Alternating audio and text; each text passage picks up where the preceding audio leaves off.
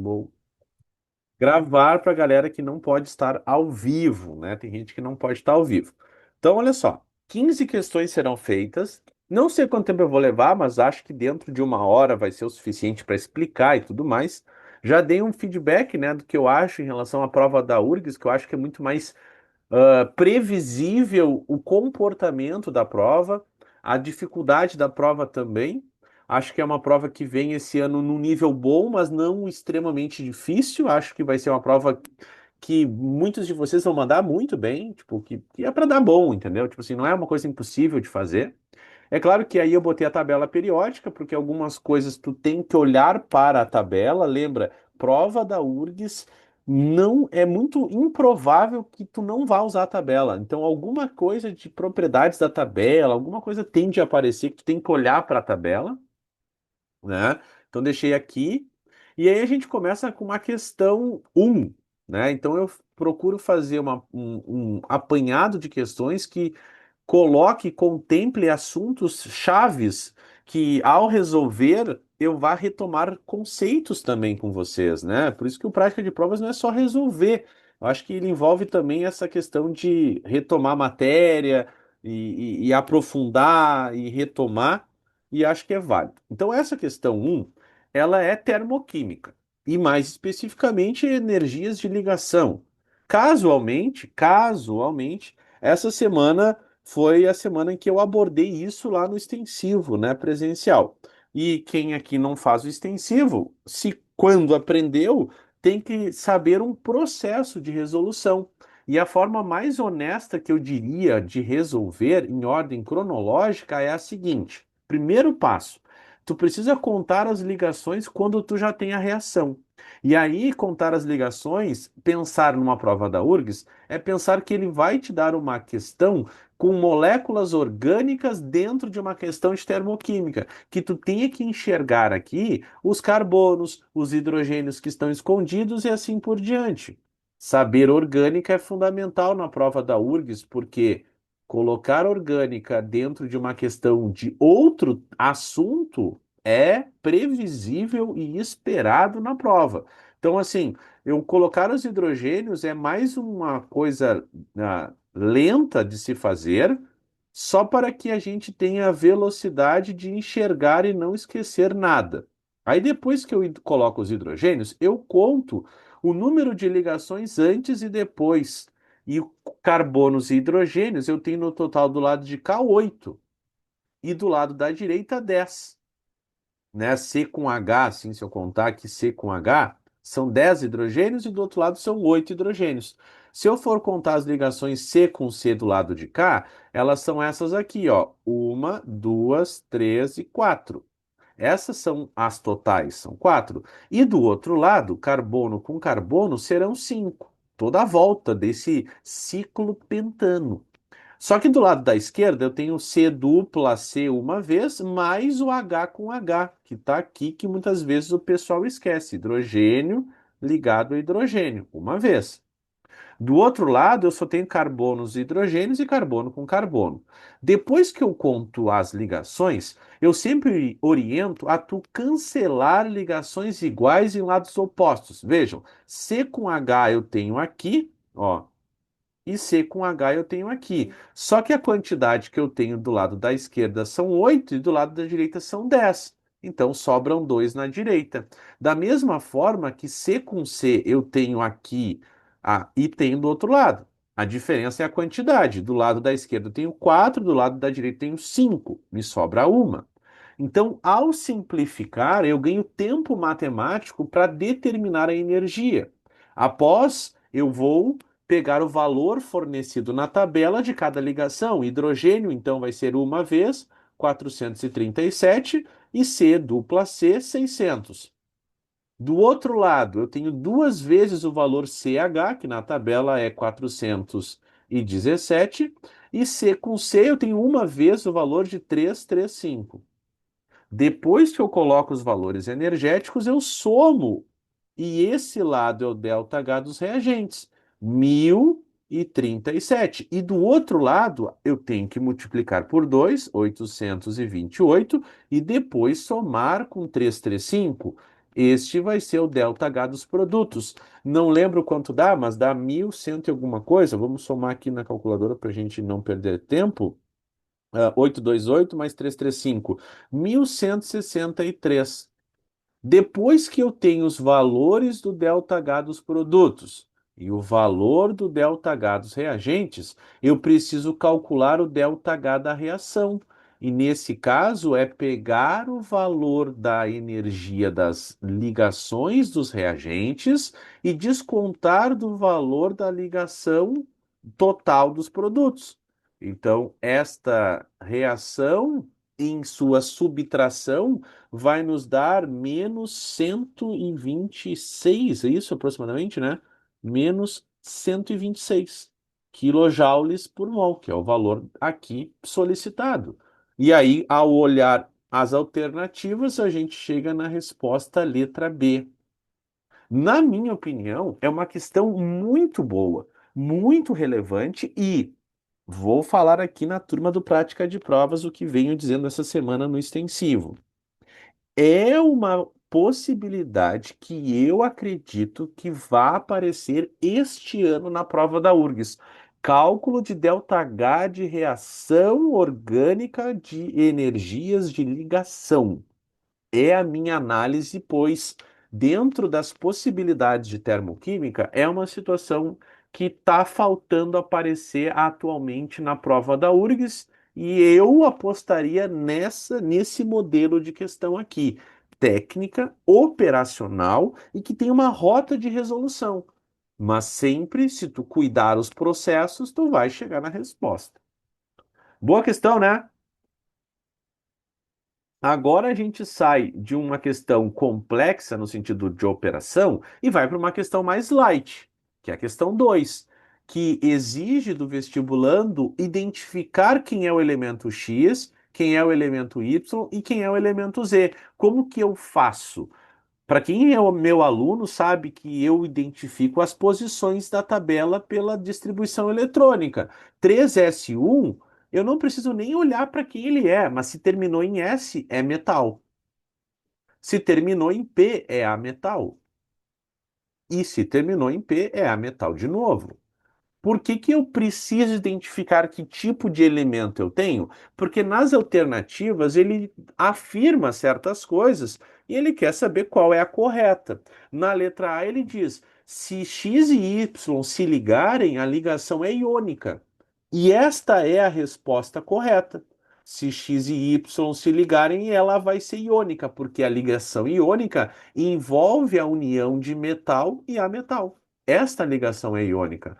E aí, sabe qual é o problema que eu tenho que sempre aprofundar com vocês? Vestibulando, infelizmente, é um bicho medroso. Quando tu faz uma prova da URGS e tu lê a A e tu tem certeza que a resposta é A, vocês não ficam com medo? Sim ou não? Honestamente me respondam.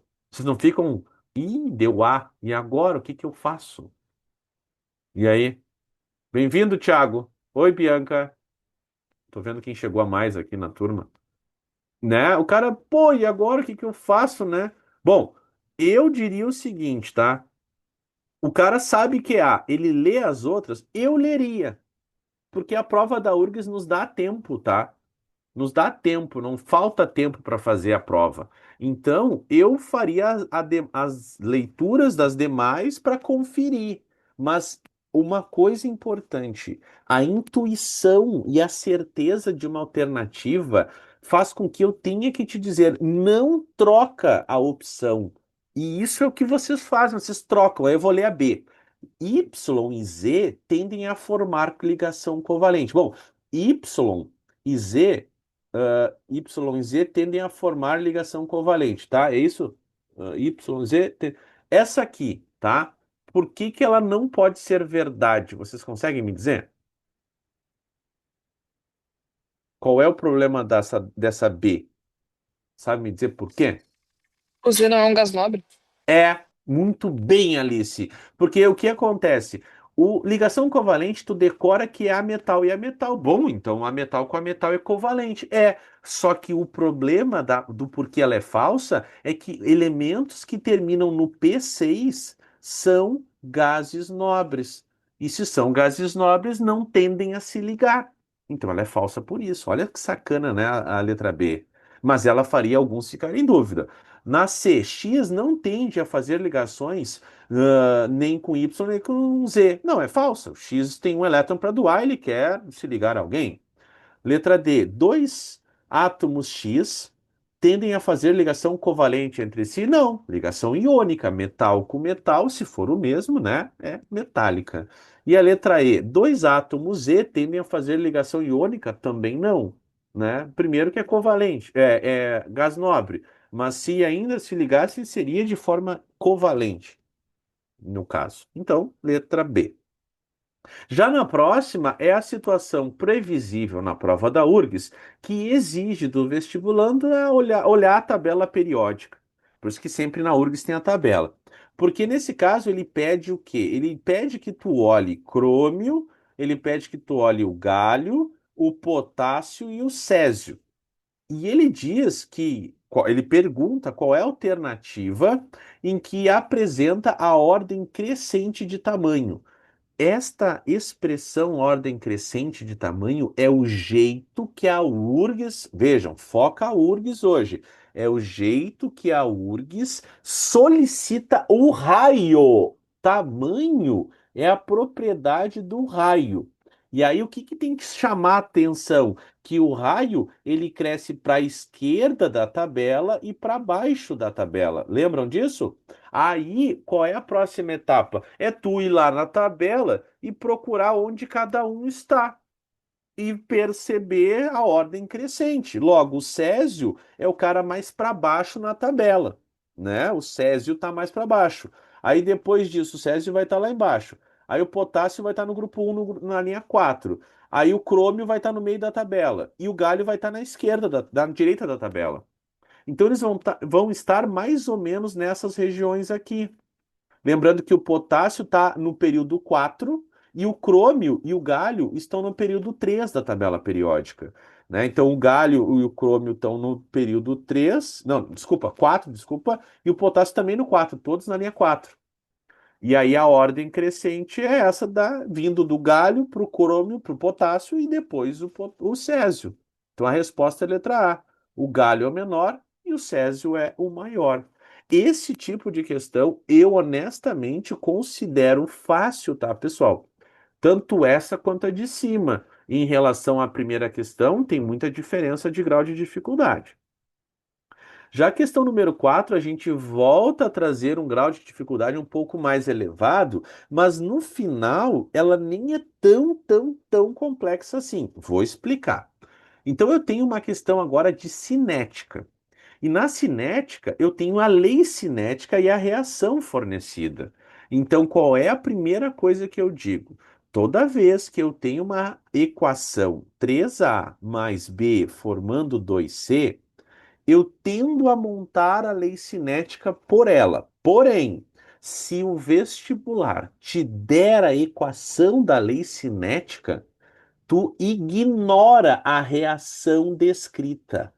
Tu olha apenas a lei cinética que eu coloquei aqui em azul. Esta reação tu não precisa olhar, porque o comportamento matemático previsível desta reação é aquele ali em azul. A partir disso, eu tenho dados experimentais na tabela e a pergunta da questão é quem é o x e quem é o y. Bom, deixa eu explicar como que eu faria de um jeito bem objetivo. Presta atenção. Se eu comparar o experimento da linha um com o da linha 2, o A está dobrando. O A está dobrando. Concorda comigo? Ele está aumentando aqui. Só que o B não está variando. Então, o efeito que a velocidade vai ter vai ser devido à modificação da concentração do A. Como eu quero saber o x, eu quero saber qual vai ser o valor. Então, se eu dobro a concentração de A e eu sei que a ordem cinética é ao quadrado, 2, que é o número de vezes que eu dobrei a concentração, que é o valor do A, elevado ao quadrado, dá quanto, senhoras e senhores? Dá 4. O que que esse 4 significa? Significa que a velocidade aumentará 4 vezes em relação à comparação que eu estou fazendo da linha um.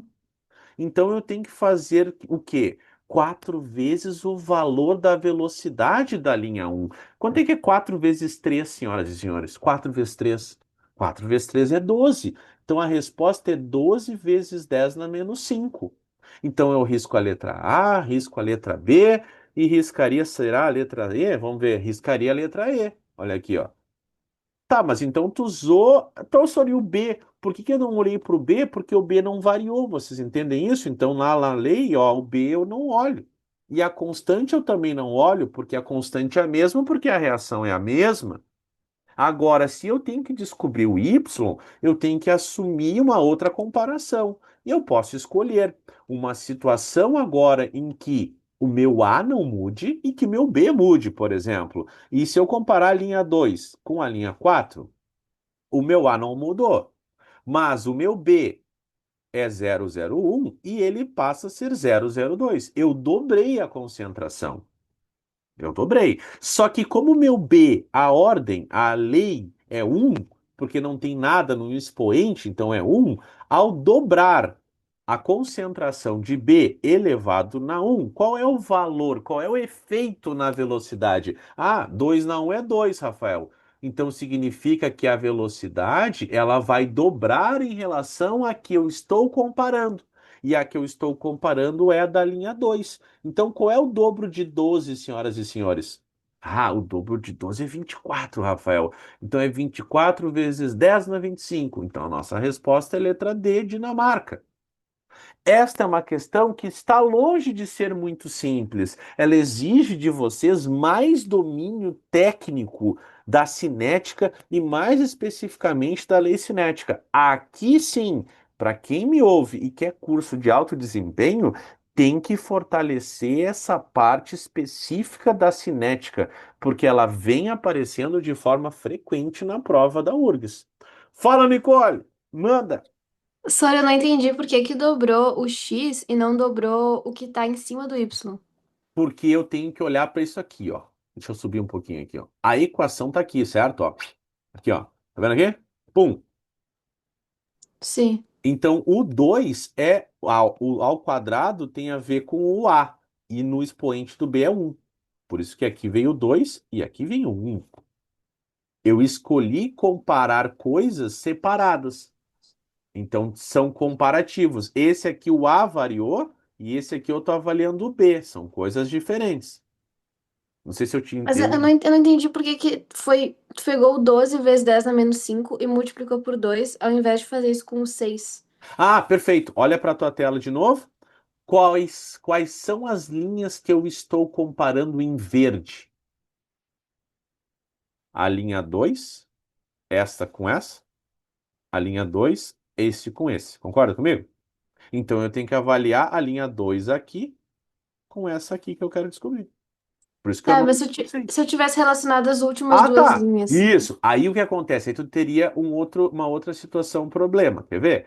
Eu vou apagar tudo para fazer o que a Nicole perguntou. Ó. Apaguei, tá? Ó, se eu fizesse o que a Nicole escolheu, ah, mas e se eu comparasse, né? Ó, as duas últimas linhas. Vamos comparar, Nicole? Olha só.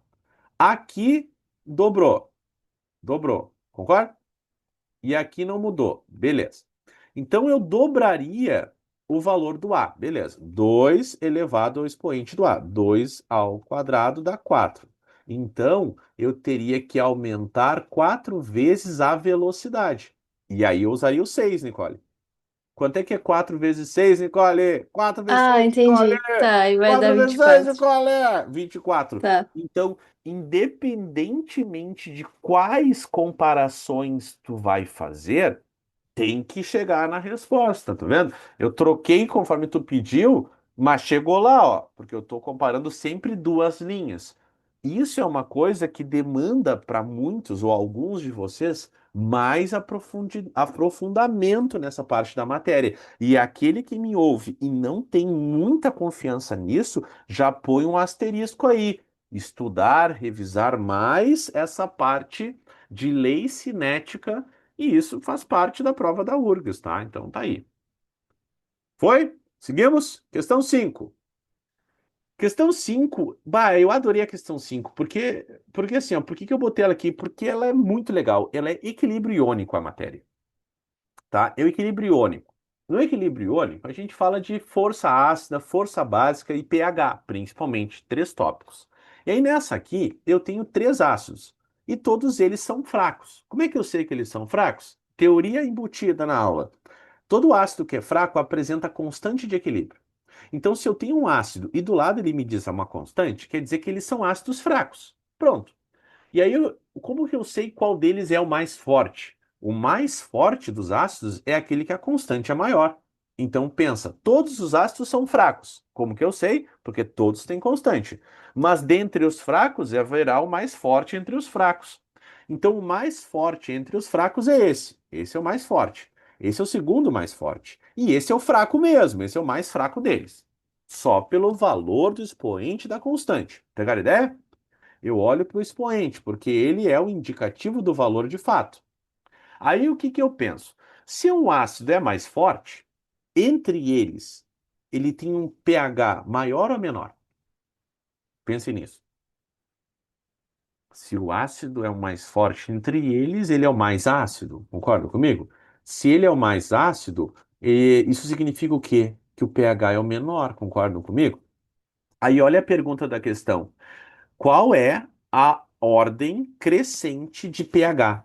Ordem crescente de pH. O que que ele está querendo dizer com ordem crescente? O pH tem que ser maior para a direita das alternativas. Então, para cá, sendo o pH maior, é o menos ácido. E o mais ácido está aqui. Ó, ela é muito sacana. Então quer dizer que a alternativa que eu tenho que escolher, o mais ácido tem que estar na esquerda e não na direita. Porque se ele quer a ordem crescente de pH, ir mais para a direita é menos ácido, porque o pH é mais elevado. E isso foi uma baita sacanagem da prova da URGS em 2017. Logo, esta resposta ela tem que ser qual? Vamos olhar aqui, ó. Se eu tenho, qual deles é o mais ácido? O mais ácido é esse. Olha por que que ela foi difícil, porque agora eu tenho os nomes. E ácido com um carbono é forme. Forme. Então só pode ser esses dois aqui. Ácido com dois carbonos é A7. Então a resposta tem que ser entre qual das duas aí? Concorda comigo? Qual deles é a minha resposta final? E aí? É a letra C. Formiato é o mais ácido, menor o pH, e o menos ácido é o cianeto, maior o pH. Então a resposta correta é a letra C. Eu gostei dessa questão porque ela parece muito fácil, mas no final ela tem essas pegadinhas invertidas do tal do pH, tá, pessoal? Então tá aí a explicação da questão, mas acho lá uma baita questão.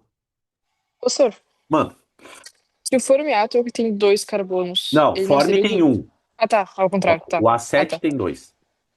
Ah, tá, tá. Tá, sim, confundi. Obrigada. Pegou? Lara, manda.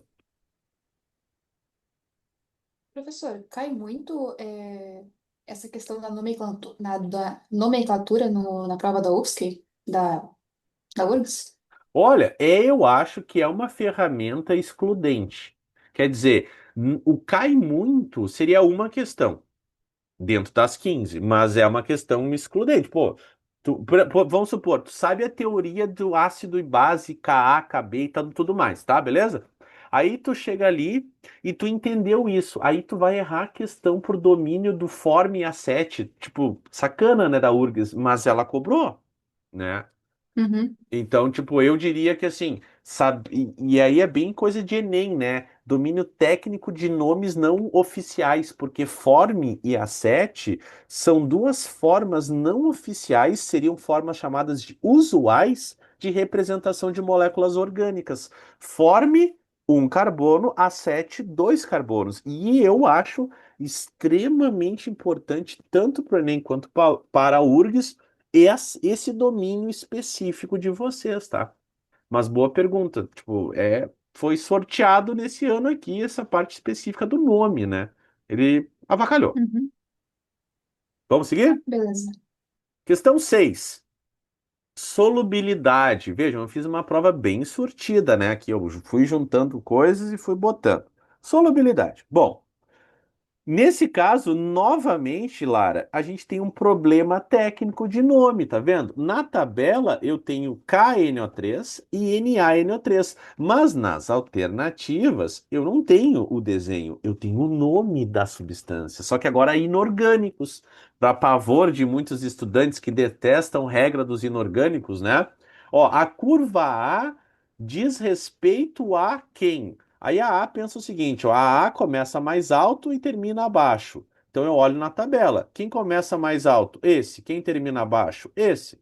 Em relação ao aumento de temperatura. Então quem é NaNO3? É o nitrato de sódio. Nitrato de sódio. E a curva B é o nitrato de potássio. Então, risca A, risca B, risca E. Domínio de nome e observação das curvas no gráfico e plotagem na tabela. Aí ele diz, a 65, tá, beleza. Aí ele diz que considerando duas soluções saturadas, se eu tenho as duas saturadas a 65 graus e eu diminuir a temperatura, o que acarretará nas precipitações? Quer dizer, ambas vão precipitar? Nenhuma vai precipitar? O nitrato vai precipitar? O que acontece? Se 65 graus é uma condição em que eles têm o mesmo valor, eu estou nesse ponto do gráfico. Se eu tenho uma solução saturada nesse ponto e eu resfriar esta solução, a solubilidade, concordam que diminui tanto de A quanto de B? Como eu não mexo na massa e eu resfriar, a solubilidade diminui, em ambas eu vou ter sobra de massa que não pode ser dissolvida ou permanecer dissolvida. Logo, ambas vão precipitar. Ambas vão ter corpo de fundo. Então a resposta da 6 é letra D. Ambas.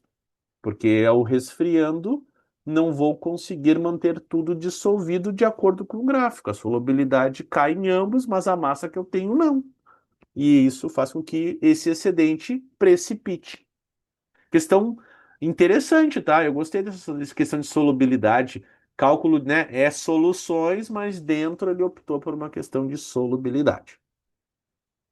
Já na 7, a gente tem orgânica e especificamente nome da molécula ou nomes possíveis para esta molécula. Quem é meu aluno do colégio aqui, eu fiz ela em aula no colégio, sem querer, eu fiz ela em aula. Não sei se a Alice lembra, a Clarissa lembra, a Nicole, mas essa questão foi uma questão bem interessante da URGS, porque ele meio que deu tipo assim, um tapa na cara dos vestibulandos desse ano de 2016, porque o cara vai pensar assim, na prova da URGS nunca vai cobrar o nome de uma molécula mais chata como essa, e cobrou, cobrou. E ele queria saber quais eram as corretas. Nesse caso, olha só, essa estrutura tem um benzeno aqui, mas metilbenzeno tem um nome específico, tolueno. Então, o metil CH3 ligado no benzeno tem um nome chamado tolueno. E na posição oposta ao metil, então se ele é o 1, na posição 4, ela é chamada de posição, desculpa, posição para.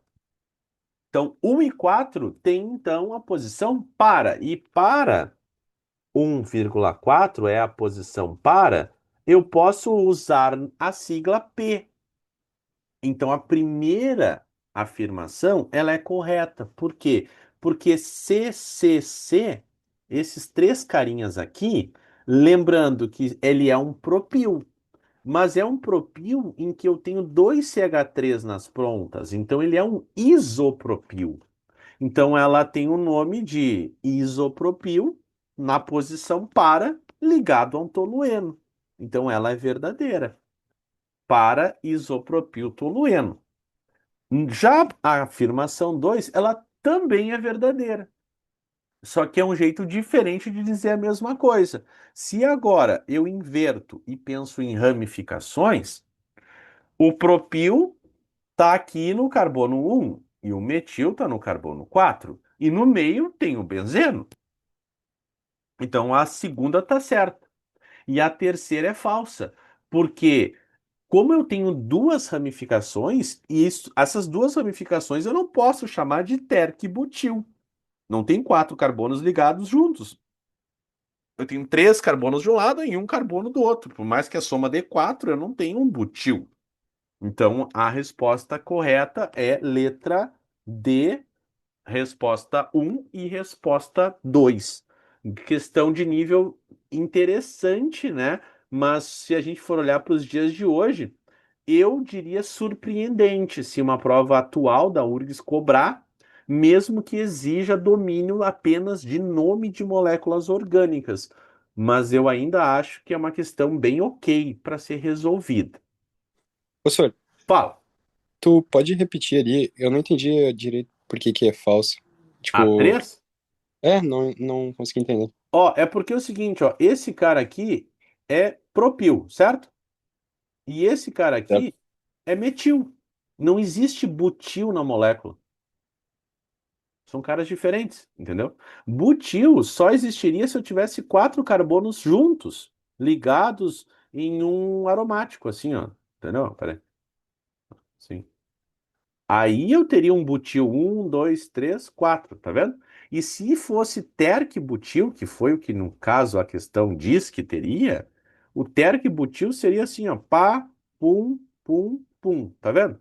E não é o que eu tenho ali, porque aí eu teria quatro carbonos aqui, ó. Um, dois, três, quatro. Isso é um terc-butil. É diferente desse cara aqui, ó. E mesmo assim ainda faltaria o metil. Então por isso que ela é falsa. Pegou, João?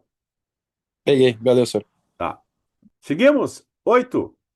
Na 8, eu diria que é uma questão bem fácil. Bem fácil. E se cair esse ano e tu errar, olha, perdeu a chance de acertar uma questão fácil. Por quê? Geometria e polaridade. Ah, história, eu detesto polaridade. Muito escuto isso dos vestibulandos, né? Porque polaridade são regras, né? E a geometria também, é decoreba. É tu lembrar quem é quem? Bom, eu tenho que plotar, então uma coluna na outra. O que que eu pensaria? Em optar por caminhos mais fáceis. Qual? O maior, que é o número 3. Qual é a geometria que comporta mais átomos? A tetraédrica. Então o 3 está aqui. E todo ácido é polar. Então, tetraédrica é o 3. Só sabendo isso, eu risco um, 2, A, B e C. Angular, água é angular. Mas o SO2 é angular e ambos são polares. Então, aqui, ó, 1 e 4 nas alternativas não me resolve, porque ambos podem entrar, tanto na forma angular quanto na forma polar. Por outro lado, a gente tem uma questão aqui fácil de achar a resposta, que são moléculas diatômicas, pessoal. Toda molécula diatômica, ela é linear. Linear. E aí matou a questão, porque a linear só tem uma possibilidade e não tem nenhuma outra linear. Então a resposta é letra D. E como ela é feita de átomos iguais, ela é apolar, porque não há diferença de eletronegatividade. Então, com isso, eu resolvo a questão de forma direta, sendo estrategicamente aqui montando. Fala, Alice. Por que que o SO2 é polar e não apolar? Porque sobra par de elétrons livres no átomo central. Enxofre, grupo 16, 6 elétrons. Faz uma ligação covalente, faz uma ligação dativa, e esse é o SO2. Aí tu pensa, os ligantes são iguais? São. Sobra par de elétrons no átomo central? Sobra. Então ele é polar. Pegou? Tá, entendi, obrigada. Tá. Fala, Ni. Só tu pode repetir por que que a 3 é tetraédrica? É Uhum. ácido sulfúrico, né? Ácido sulfúrico. Porque como ele tem mais do que quatro átomos, ele só pode cair na tetraédrica. Primeira Ah, resposta de tá. forma Sim, rápida. tá, verdade. Mas se tu quisesse desenhá-lo, né? É aquela situação que eu sempre digo, de forma técnica. Enxofre é o central, o enxofre tem 6 elétrons, coloca os oxigênios, coloca sempre os oxigênios, e o hidrogênio dá a mão para os Hs que estão infelizes. E aí tu tem 4 ligantes, 1, 2, 3, 4. No total são 4 ligantes e um átomo central, totalizando 5 átomos. 5 átomos, a gente tem a geometria tetraédrica. Aí é mais técnico ainda a explicação. E por que que ela é polar? Porque todo ácido é polar, porque os átomos não têm ligantes iguais. Eu só decoro isso? É. Se tu só Hum. decorar que ácidos são polares, já resolve. Mas tu também tem que lembrar que H2SO4 não tem átomos iguais todo o tempo. Os ligantes são diferentes. Tu concorda comigo, Bruno? Uhum. O átomo central é o enxofre. Mas se os ligantes são diferentes, ponto final. Tem diferença de eletronegatividade e É. a molécula é polar. Momento de polar, essas coisas aí, sim. É, o momento de polar não é nulo. Mas aí os oxigênios não tem um pra cima, um pra baixo, um pro lado, outro pro outro. Tem, mas mesmo assim. Boa pergunta. Ah, Sabe por quê? Porque se eu olhar para o conjunto, o OH, eu vou apagar aqui para te enxergar assim, ó, tá vendo aqui, ó? O OH dos dois lados, eles não são iguais aos Os. Então eles não são polares. Ah, não são apolares, são polares. tá. Boa. Entendi. Quem mais? Tem a Lara, eu acho que eu vi, e o Xandão. Manda aí. Fala, Alexandre. Fala, Lara. Professora, como é que nessa questão o H2SO4 faz tantas ligações? Porque já no Ah, SO2 ele já tinha a ligação dativa? Muito bem, Guri. Adorei a tua pergunta. Ótimo. É porque existem. Eu não sei como é que tu aprendeu isso, tá? Mas tem uma situação que eu sempre ensino que é o seguinte: todos os átomos que são ametais, eles podem explodir a regra do octeto e dobrar a quantidade de elétrons da camada de valência, que é a teoria da expansão da camada de valência. E isso só pode acontecer em presença de oxigênio.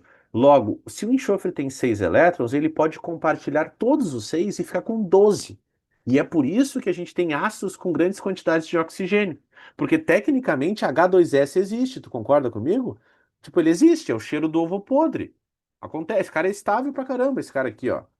Só que aí tu pensa, como que o ácido sulfídrico existe e o ácido sulfúrico também existe? É porque o enxofre ele pode compartilhar os elétrons livres dele, que ele teria, no caso, fazendo a ligação H2S, ele teria 2 pares de elétrons. E ele pode compartilhar fazendo as dativas. E o oxigênio é tão eletronegativo que ele entra deslocando o hidrogênio e colocando mais 2 oxigênios, totalizando 4. Por isso que a gente tem ácidos com grandes quantidades de oxigênio, porque a teoria da regra do octeto, ela é falível na maior parte dos átomos, que são covalentes, obviamente. Pegou? Uhum. Aí, no caso, todos os ametais podem fazer isso? Aham. E quanto mais para a direita, mais ele pode fazer. Quer dizer, o grupo 14 faz menos, o grupo 15 faz um pouquinho mais, o 16 um pouquinho mais, o 17 faz mais. Legal, não sabia disso. É, bem importante. Alexandre, manda aí. Obrigada. Desculpa, Lara, não ouvi. Nossa, era parecida a pergunta. Que eu ia perguntar sobre essa expansão do octeto aí, tipo, se o máximo de elétrons que um metal pode ter é o dobro, então. É o É isso? dobro. Uhum. Da camada de Então, se eu valência. tenho um cara do G17, ele tem 7, então ele pode ficar com 14. O Tá, mundo sim, entendi. perfeitinho dele no cloro, por exemplo, o cloro, existe o HCl. Ah, beleza, fica com 8, né? Ácido clorídrico, estável pra caramba. Mas existe o HClO4 também. Ácido perclórico. Ah, mas por quê? Porque o oxigênio é muito eletronegativo, ele entra lá, rouba o par de elétrons do cloro e ele fica feliz também. Sim, valeu, entendi. Agora? Uhum. Gostaram dessa questão, hein? Muito... A questão com mais perguntas da aula de hoje, olha só. E era uma questão fácil, né? Boa, né? Seguimos? 9. A 9. A 9, galera, ela é uma questão interessante, porque ela é, tipo, meio que não é estequiometria, porque não tem reação, mas é meio que um cálculo químico. porque ele quer a ordem crescente do número de mols. Olha aqui, ó. Ordem crescente do número de mols. Eu vou dizer o jeito que eu faço, que é o seguinte. Ele quer ordem crescente. Então, o que é o número de mols? É a massa que eu tenho dividido pela massa da tabela, a massa molar. Só isso. Isso é o número de mols. Ah, mas esse é o N. É, mas eu não aprendi a fazer assim. É, eu sei fazer por regra de três, Rafael. É, regra de três é uma divisão, então é a mesma merda. Então, como eu tenho massas, os miligramas, galera, eu posso cortar. Esquece o miligrama, é tudo igual. Então, o que que eu tenho que fazer? Ir na tabela olhar a massa do potássio. Ah, a massa do potássio é, se eu não me engano, é 24. Ah, do magnésio. A massa do potássio é 39 e a massa do cálcio é 40. Tá, beleza. Aí eu vou dividir. Só isso. Aí eu vou ver que esse cara é o que vai dar mais, 1,5. Esse cara é o que vai dar menos, 1.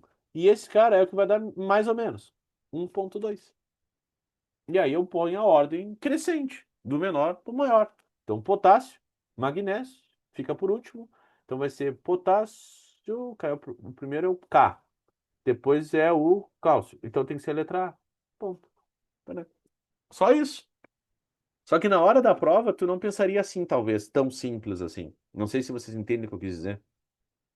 Alguém fez desse jeito que eu fiz? Eu fiz. Fez? Fizeram? Doutora, Ó. eu fiz milhões de cálculos e deu certo, mas eu demorei muito tempo, porque eu fiz Aí, muita regra de três. aí tu olha pra isso e vai dizer, não deu raiva? Deu, porque era Ai, muito Rafael. fácil. É, tipo assim. E isso, além do que a gente faz aqui de uma comunicação, a dúvida, a pergunta, e vocês sabem que eu sou muito acessível, é prática em prova. Vejam, tu tá vendo um professor especialista resolvendo as questões do jeito mais objetivo que eu faria. Isso traz mais prática para vocês, por isso que o nome é prática em provas, né? Prática de provas. Para aumentar, o Bruno responde assim, para aumentar esse, como é que se diz? Mais aulas desse tipo favorecem vocês a se enriquecerem de estratégias de resoluções, sabe? Acho que é tri importante essa nossa turma aqui. E acho que vocês estão entendendo o grau de importância dela também, né? Tanto que mais gente entrou. O Thiago entrou, o Gabriel entrou. O pessoal vai entrando aí. Vamos para 7? Ó, 7. Na questão 10 agora. 10 é eletroquímica. Só que aí, olha só, eletroquímica, tá? A gente tem dois potenciais de redução. E os dois têm sinal positivo. Como que eu ensino? Se os dois são positivos, os dois querem reduzir. Quem é que vai reduzir? O mais forte, o que tem o maior valor, o maior valor. Logo é o ouro. O ouro que comanda. Tá bom. Aí ele quer saber se é verdade ou mentira cada uma das sentenças. E ele afirma na primeira: um dos eletrodos poderia ser constituído de ouro em água pura e o outro prata em água pura. Galera, isso é falso. Por quê? Porque não pode. Como assim não pode? Em uma pilha, o eletrodo tem que estar imerso em uma solução em que este metal esteja dissolvido. Então a terceira afirmação está verdadeira. Esta célula eletroquímica produz. Não, peraí. Cadê? Não, não tem. É outra questão, estou confundindo. Então, esta é falsa.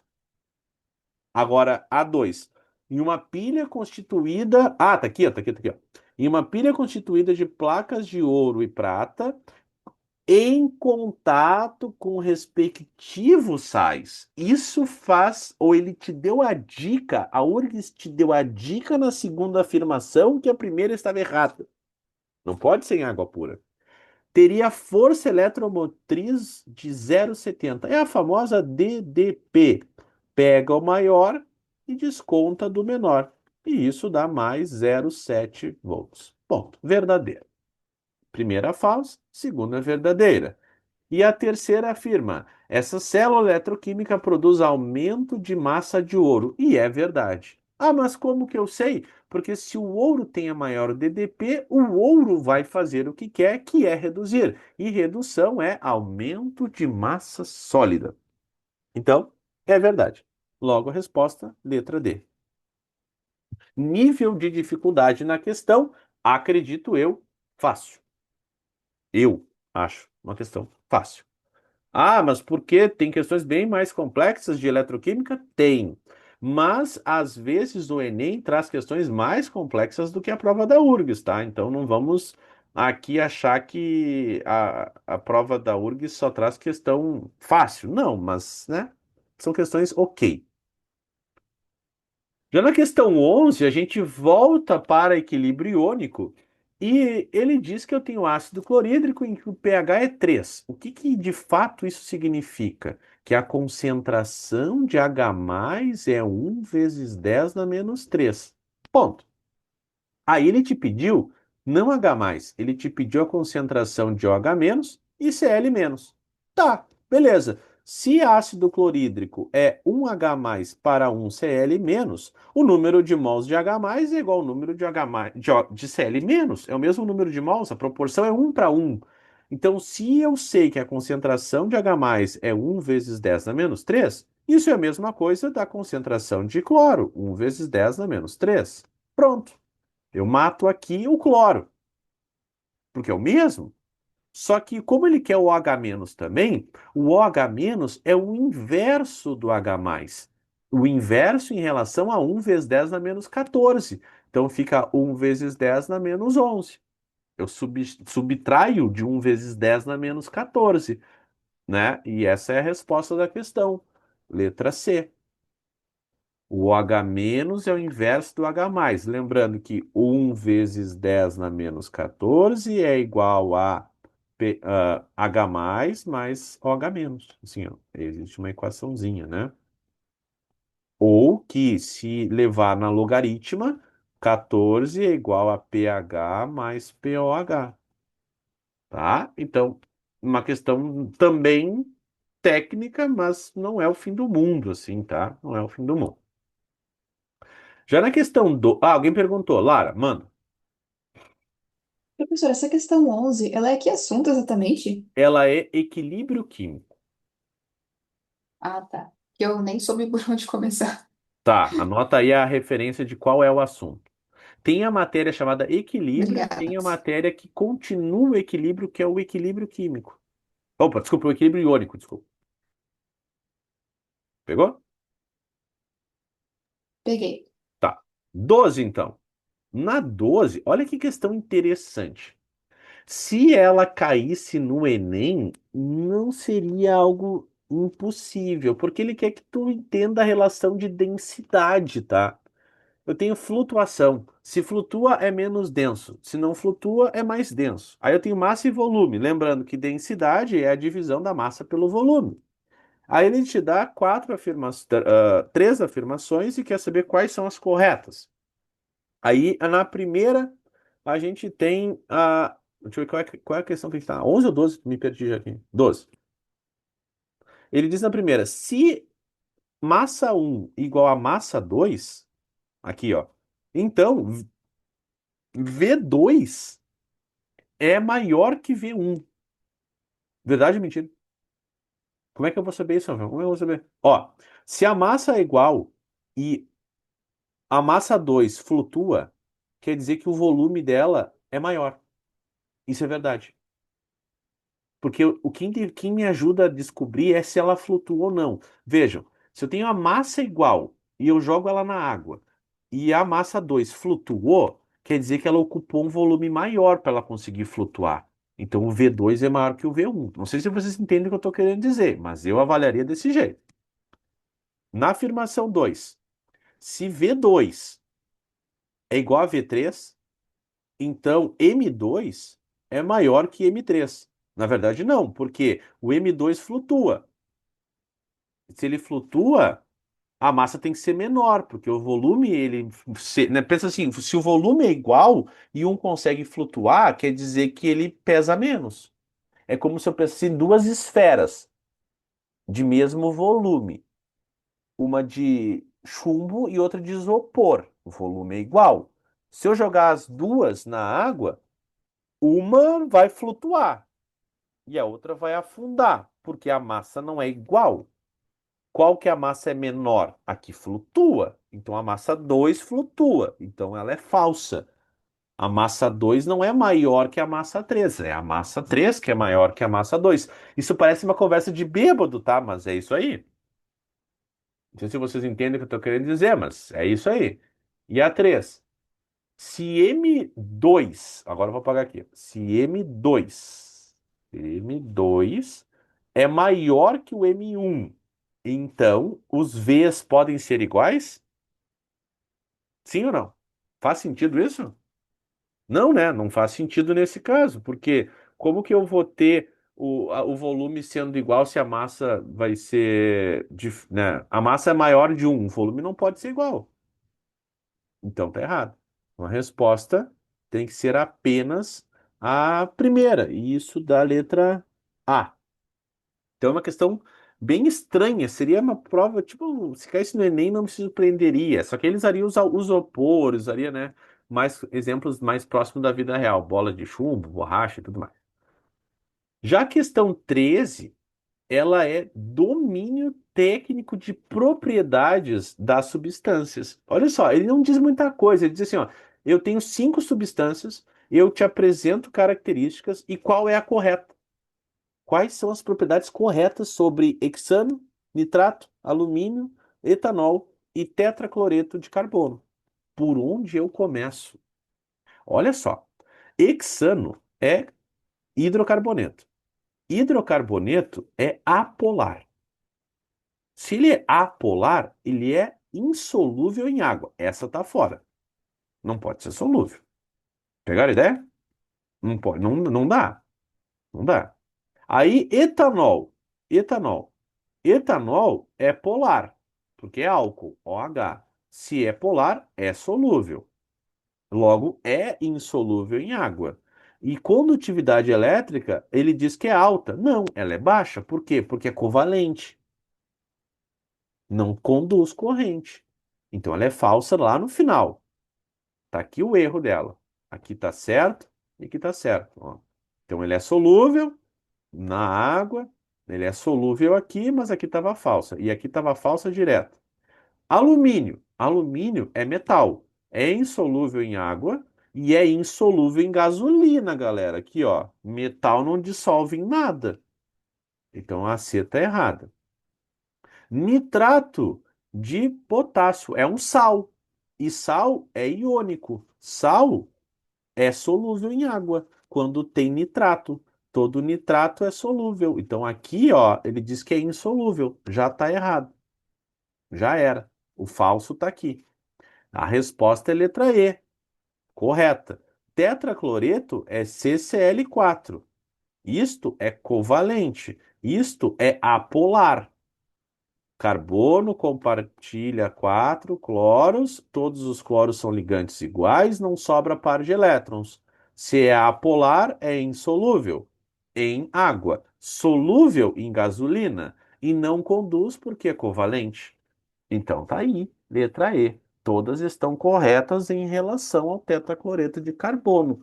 Técnico, específico e treina um monte de coisa aqui. Vejam, ligação metálica, ligação iônica, ligação covalente, polaridade, moléculas orgânicas, álcool, hexano. Ele fez uma mistura de coisas aqui e botou tudo em uma só. Lembrando que, sendo 15 questões, é bem possível que isso aconteça de novo. Só tem 15 questões agora na URGS.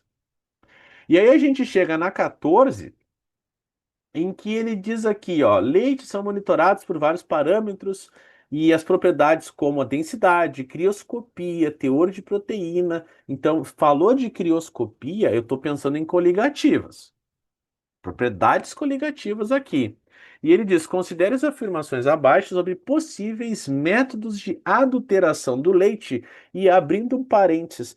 Várias vezes a adulteração do leite caiu na prova do Enem também, tá? Então não é uma coisa que cai só na prova do Enem, caiu aqui nesse ano da URGS. Aí ele diz aqui o seguinte: 1.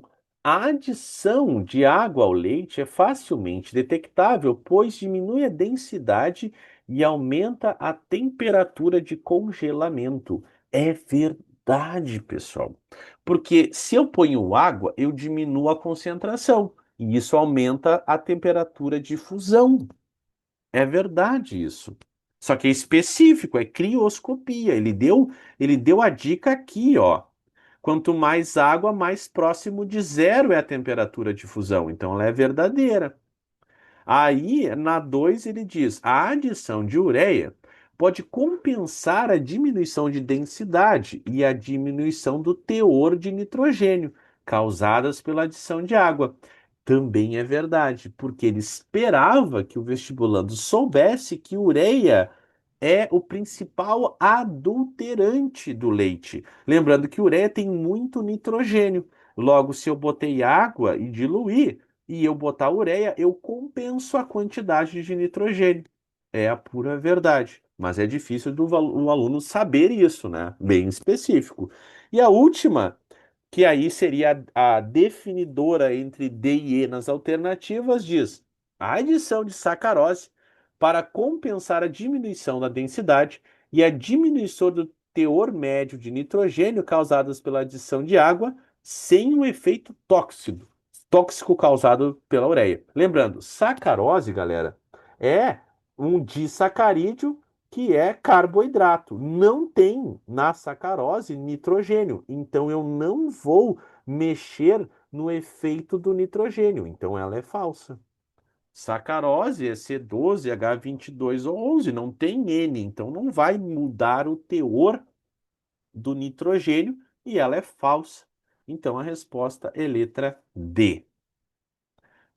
E aí a gente chega na última, né? Chegando às 7h30 da noite. E essa última, ele fala de tempo de meia-vida e ordem cinética. E aí eu optaria primeiro em olhar para o tempo de meia-vida, que é o tempo necessário para que a massa inicial caia à metade. E a URGS foi boazinha, porque ele inclusive te descreveu isso aqui, ó. Ele te descreveu no texto. Bom, então qual é o tempo? Era 120. Quando cair para 0,6, não, é o tempo de meia-vida, 10. Só isso. Então, risca A, risca B e risca D. Aí eu tenho a parte mais difícil, é descobrir se a ordem cinética do A é de primeira ou de segunda ordem. Para fazer isso, o meu jeito ele é muito objetivo, é avaliar o que aconteceu comparando dois experimentos na concentração e avaliar o que deu na velocidade. Então, se eu olhar da linha 3 para a linha 1, era 0,6 e virou 1,2. O que isso significa? Que eu, comparando a linha 3 com a linha 1, eu dobrei a concentração. E aí eu olho o que aconteceu na velocidade quando eu comparo a linha 3 com a linha 1. E ela também dobrou. Então, se eu dobrei a concentração e a minha velocidade também dobrou, qual é o expoente da concentração? Qual é a ordem para que isso seja correto? O meu x só pode ser 1 para que isso seja uma verdade. Então, é uma primeira ordem para o reagente A e a resposta é letra C. E aí, a gente chega ao final das 15. Chegamos. Olha aí, ó. E aí, galerinha? O que acharam da aula de hoje? Como é que vocês foram? Doeu muito? Tirando cinética e equilíbrio, joia, até. Tá, faz sentido, né, Bruno? Porque a gente não viu no extensivo ainda. E os demais? Muito difícil? Peguei pesado demais? Sor, que nem eu te disse ontem no grupo, eu tô me sentindo bem mais confiante, assim, de fazer questão. Eu acho que nem era porque antes. Tá, também não dominava alguns assuntos, mas antes eu Uhum, tinha, tipo, medo de tentar, sabe? sim. Então, às vezes eu até nem tentava e acabava indo no chute. Agora eu tenho mais vontade de tentar e saber o que fazer, sabe? Tu tá te Então, transformando numa tá bicha ajudando médica. muito, assim. É, tu tá indo, tu tá Tá indo. aumentando os acertos agora, Tá, finalmente. vai. Demora, mas vai. Espero que vocês tenham gostado, tá? Em breve eu libero a aula 5 já para vocês. Semana que vem a gente já faz as 5. Se eu não me engano, a gente volta para o Enem na próxima, tá? Então é bom que você já saiba. Eu acho que a aula 5 fez uma aula para Enem, só 15 questões modelo Enem. E essa aula vai ficar gravada, depois eu libero lá também no nosso sala de aula, que eu acho que vocês todos estão lá também. E qualquer dúvida que vocês tenham, é só me chamar. Vocês têm meu WhatsApp aí liberado, certo? Valeu, obrigado, boa semana, estamos de Boa volta. noite. Ô, Boa senhor, boa noite. Boa noite. noite, Boa noite, professor. senhor. Boa noite, Tchau, senhor. Boa tchau, noite. lá. Tchau, pessoal. Tchau, João.